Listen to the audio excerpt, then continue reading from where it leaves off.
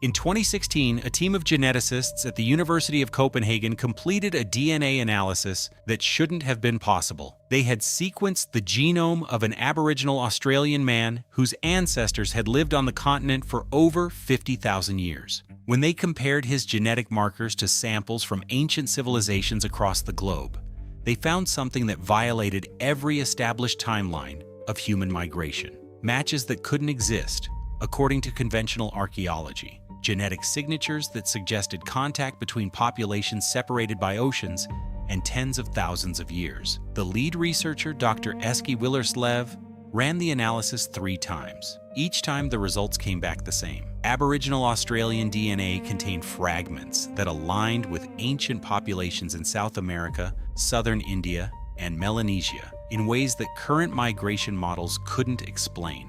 Not close matches, exact matches. The kind of genetic overlap that only happens when populations interbreed directly. The implications were staggering. Either the entire story of how humans populated the Earth was wrong, or something happened in prehistory that we've completely missed, and the scientific community is still trying to figure out which one it is. If you want more deep dives into DNA discoveries that rewrite human history, hit that subscribe button now. I break down the latest genetic research every week, covering findings that challenge everything we thought we knew about our ancestors. To understand why these results were so shocking, you need to understand what makes Aboriginal Australian DNA unique. Indigenous Australians represent one of the oldest continuous cultures on Earth. Archaeological evidence shows human presence in Australia dating back at least 65,000 years. Some estimates push it even further, to 80,000 years or more. That's not just old. That's before modern humans had even left Africa in significant numbers, according to the Standard Model. The genetic data supports this timeline. Aboriginal Australians carry DNA that diverged from other human populations incredibly early. When geneticists build family trees of human ancestry using DNA, Aboriginal Australians consistently branch off near the base of the tree, right after the initial split between African and non-African populations. This means their ancestors separated from the rest of humanity and remained genetically isolated for longer than almost any other group. That isolation is key.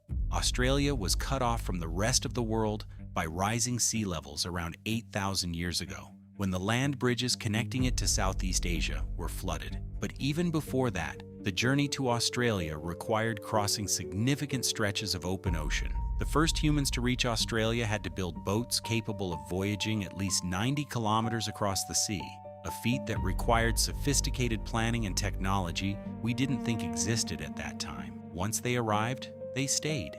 There's no genetic evidence of major migrations into Australia after that initial colonization until European contact in the 1700s. For roughly 50,000 years, Aboriginal Australians developed their cultures, languages, and genetic characteristics in near-complete isolation from the rest of the world.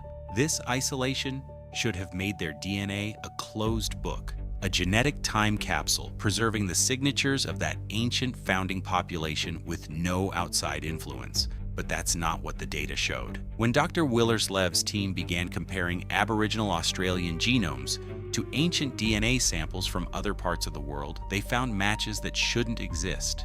The first was with Denisovans, an extinct human relative whose fossils have only been found in Siberia and Tibet. Denisovans interbred with modern humans sometime between 50,000 and 30,000 years ago.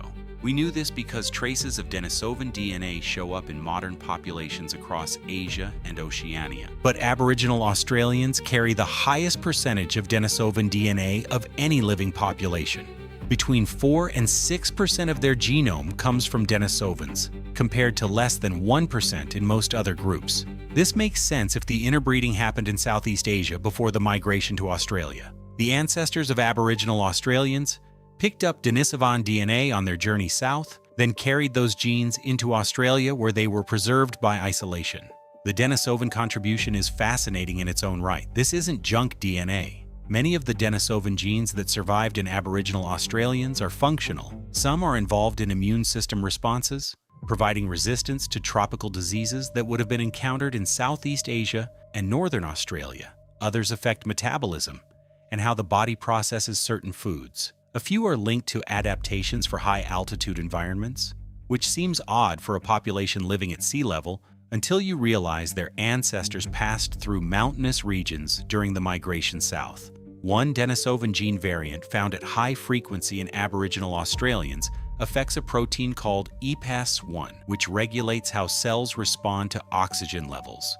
This same variant shows up in Tibetan populations and helps them survive at extreme altitudes. The fact that it persisted in Aboriginal Australians even after they left high-altitude environments suggests it might provide other benefits, possibly related to endurance or metabolic efficiency. Natural selection kept it around for a reason. So far, this fits the standard model.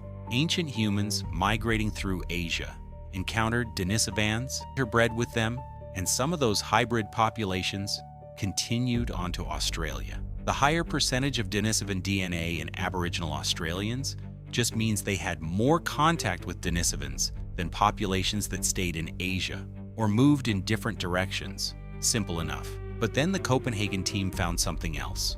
When they compared Aboriginal Australian DNA to ancient genomes from South America, specifically from indigenous peoples of the Amazon basin, they found shared genetic markers that couldn't be explained by the standard migration model. Not Denisovan markers, not Neanderthal markers, markers unique to modern human populations. These markers suggested a shared ancestor between Aboriginal Australians and ancient South Americans that was far more recent than the divergence between these populations should allow. The genetic signatures indicated contact within the last 15,000 to 20,000 years. But according to everything we know about human migration, there was no contact between Australia and South America during that period.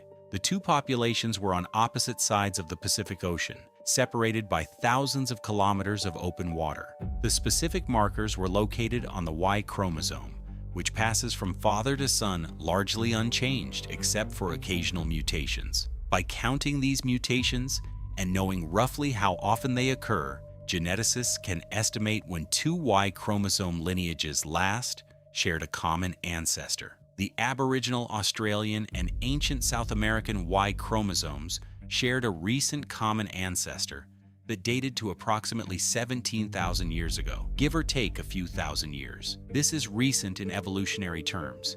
It means that somewhere, somehow, a male ancestor of both populations existed and passed his Y chromosome to descendants who ended up on opposite sides of the world. The researchers initially thought it might be contamination. Modern DNA mixing with ancient samples is a constant problem in genetic archaeology. Maybe someone handling the South American samples had Aboriginal Australian ancestry, or vice versa, and trace amounts of modern DNA had gotten into the ancient extracts. But they ran every contamination check in the book. Multiple labs verified the results independently. The samples were clean. The matches were real. Aboriginal Australians and ancient South Americans shared genetic material that they shouldn't have. The team expanded their analysis. They began comparing Aboriginal Australian DNA to samples from across the Pacific and Indian Oceans. And that's when the pattern became impossible to ignore. There were matches with ancient populations in southern India, specifically with groups that lived in the region between 20,000 and 30,000 years ago. There were matches with ancient Melanesian populations from Papua New Guinea and the Solomon Islands. And there were matches with a mysterious ancient population that once lived in Southeast Asia, but has since disappeared.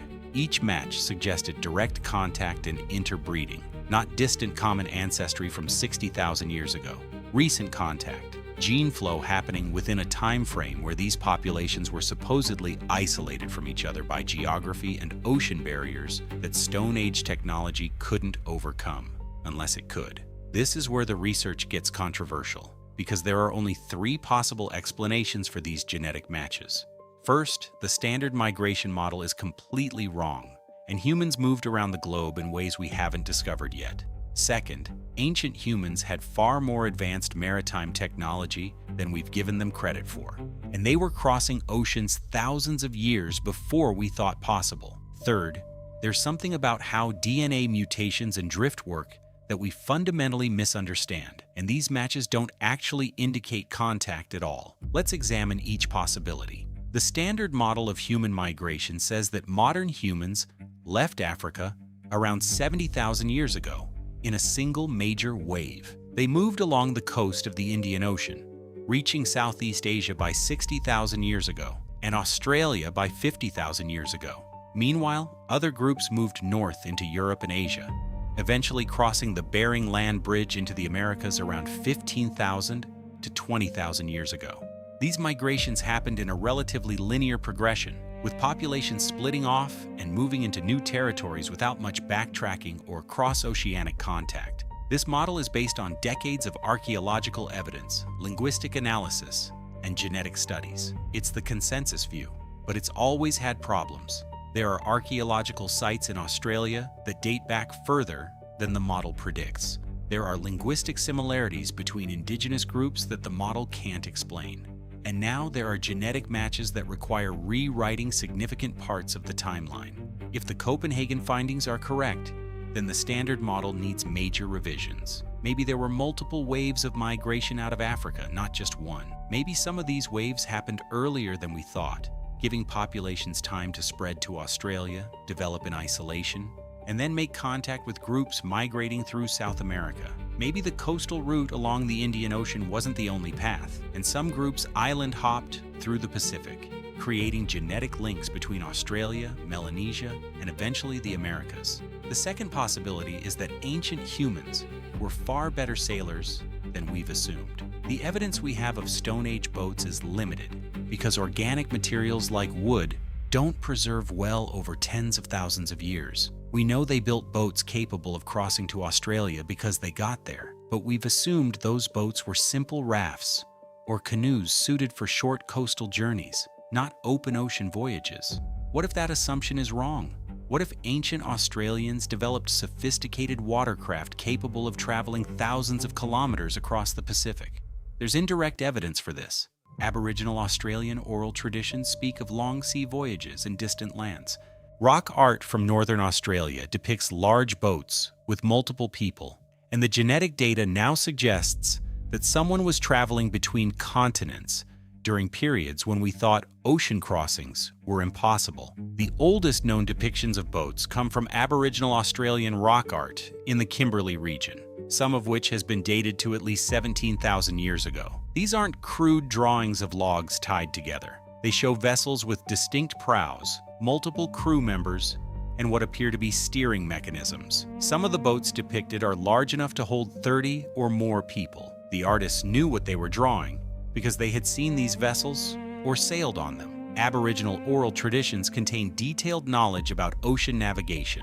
Stories passed down through hundreds of generations describe using star positions, ocean currents, bird flight patterns, and cloud formations to navigate across open water. Some traditions speak specifically of journeys to islands that are now submerged due to sea level rise. When archaeologists have investigated these claims, they've found that the oral traditions accurately describe the locations and even the layouts of islands that vanished beneath the waves 10,000 years ago. If the traditions are accurate about submerged islands, why wouldn't they be accurate about long-distance voyages? Modern experiments have shown that Stone Age technology could theoretically build ocean-worthy vessels. In 1947, Thor Heyerdahl sailed a balsa wood raft called Kon-Tiki from Peru to Polynesia, proving that such journeys were possible with ancient materials. More recent experimental archaeology has replicated Stone Age boats that can handle open ocean conditions. The technology was available. The question is whether ancient populations actually used it for long-distance voyages, and if so, how common those voyages were. If Aboriginal Australians were making regular trips to Melanesia, and if Melanesian populations were in contact with groups that eventually reached South America, then a chain of genetic exchange could explain the matches. It wouldn't require direct Australia to South America voyages, just a network of island-hopping populations maintaining contact across the Pacific over thousands of years. This network would have facilitated gene flow between groups that appear isolated on a map, but were actually connected through maritime trade and migration. The third possibility is more technical. It involves how geneticists interpret DNA data. When comparing genomes, researchers look for shared mutations called single nucleotide polymorphisms, or SNPs. These are places where the DNA sequence differs by a single letter between individuals or populations. By comparing patterns of SNPs, geneticists can estimate how closely related different groups are and when they last shared a common ancestor. But this analysis relies on assumptions about how mutations occur and spread.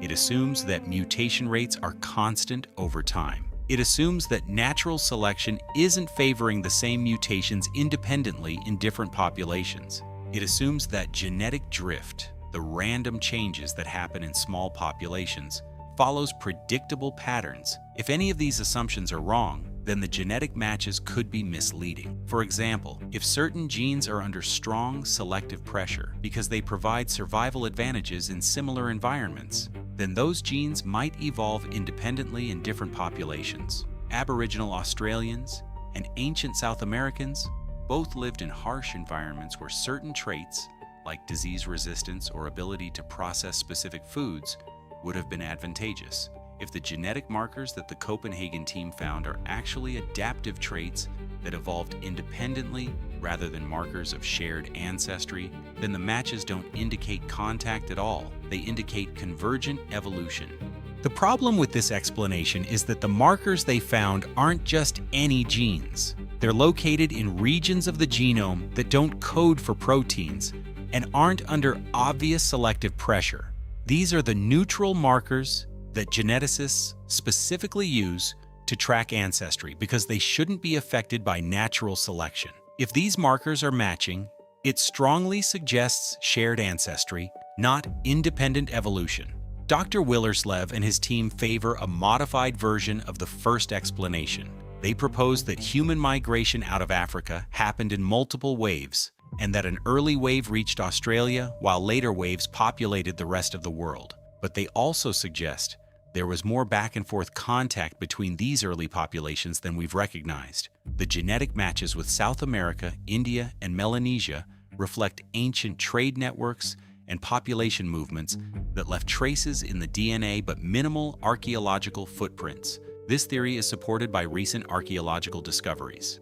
In 2017, researchers found evidence of human presence in Australia dating back 65,000 years, pushing the timeline earlier than the standard model allows. In 2019, footprints discovered in Saudi Arabia showed that humans were in that region at least 120,000 years ago, suggesting migrations out of Africa happened much earlier than 70,000 years ago. Each new finding chips away at the standard model and opens space for alternative theories about how and when humans spread across the globe.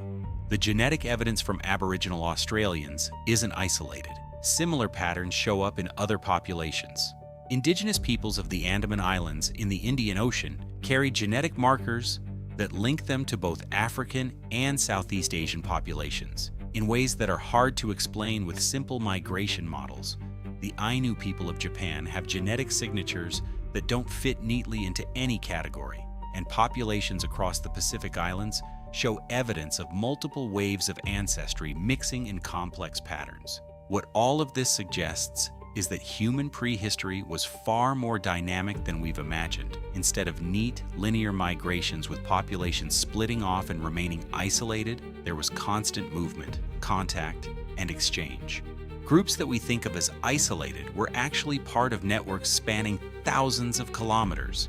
Maritime technology was more advanced and more widely used than the sparse archaeological record shows, and the timelines we've constructed based on limited evidence need to be constantly revised as new data emerges. The Copenhagen study also highlighted something else: the power of ancient DNA to reveal hidden history. Traditional archaeology can only tell us what people left behind, objects and structures that survived thousands of years. But DNA carries information about events that left no physical trace. Interbreeding between populations, small groups traveling vast distances, cultural exchanges that didn't involve the movement of trade goods. All of this is written in the genome, waiting to be read. Since the 2016 study, researchers have sequenced DNA from additional Aboriginal Australian individuals, and the pattern holds. Every genome analyzed shows the same mixture of ancient lineages and unexpected connections to distant populations.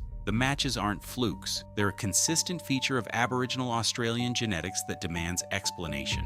Some researchers have pushed back against the maritime contact theory. They argue that the genetic matches can be explained by populations mixing in Asia before the migration to Australia, with the mixed population then carrying diverse genetic markers into Australia where they were preserved. Under this model, the matches with South American populations reflect shared ancestry from Asia, not direct contact across the Pacific. But the timing doesn't work. The genetic markers show contact too recent to be explained by pre-Australia mixing. If the shared ancestry happened in Asia before 50,000 years ago, the genetic signatures would look different. The mutations would have accumulated differently. The mathematical models that geneticists use to date population splits and gene flow events consistently point to contact within the last 20,000 to 30,000 years for some of these markers. Another criticism is that the sample sizes are too small to draw firm conclusions. The 2016 study was based on a single high-quality Aboriginal Australian genome plus lower-quality data from a handful of other individuals. Maybe that one individual had an unusual genetic history that doesn't reflect the broader Aboriginal Australian population. But as more genomes have been sequenced, the pattern has held. The unexpected connections show up again and again. The debate has also touched on sensitive cultural issues. Aboriginal Australian communities have complex relationships with genetic research.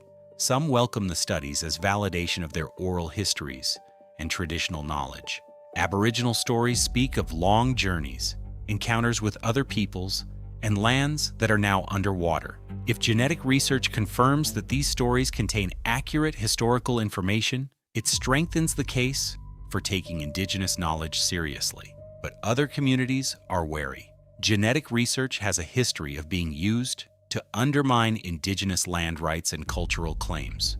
There's concern that framing Aboriginal Australians as genetically connected to populations elsewhere could be used to argue they aren't the original inhabitants of Australia, or that their connection to the land is less significant than they claim.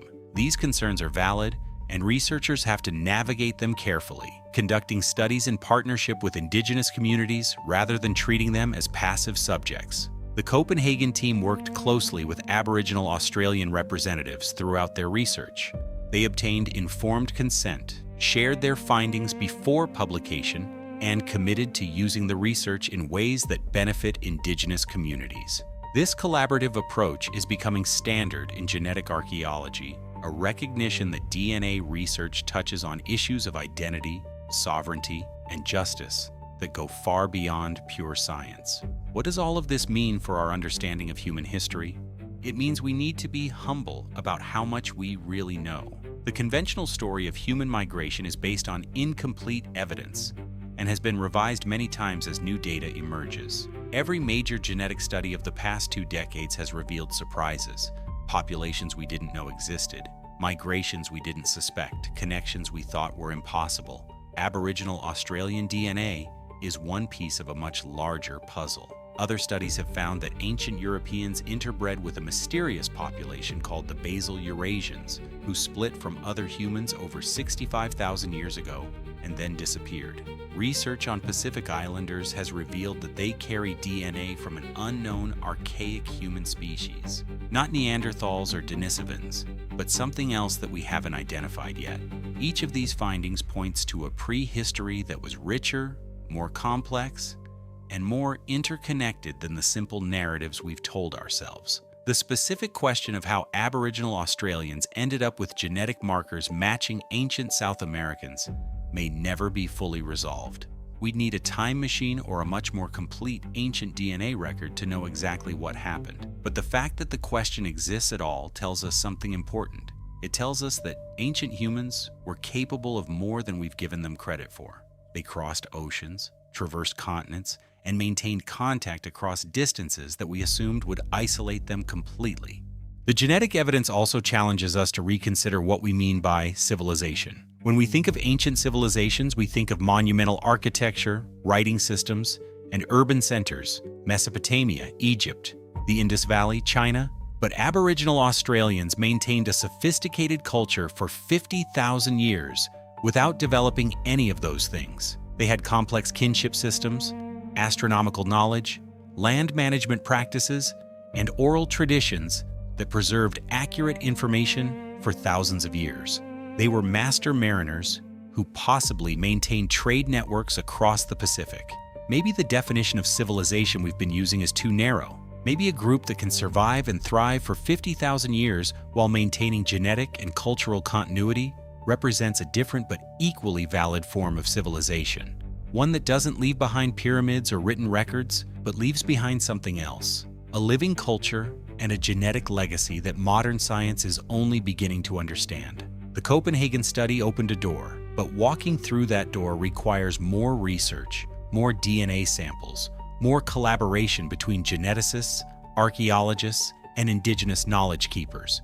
It requires new technologies for analyzing ancient DNA and new mathematical models for interpreting the results. What these researchers discovered in Aboriginal Australian DNA wasn't just an impossible match. It was evidence that the entire story of how humans populated the Earth is still being written.